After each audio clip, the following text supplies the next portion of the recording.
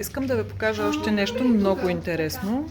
Това е работилница, животворение се казва. Ирена Кръчмарова е художник-приложник и прави прекрасни неща. Ще ви покажа. Днес правихме мартинички. Сега ще ви покажа. Вижте, това е картина от пластилин. Това са моите мартинички, направени с сухопластене. Ето, това е работния процес. Това са ръцете на Ирена. Дали ще ни каже нещо, Ирена? Здравейте! Благодаря на всички, че бяха тук да се запознаят с тази прекрасна техника.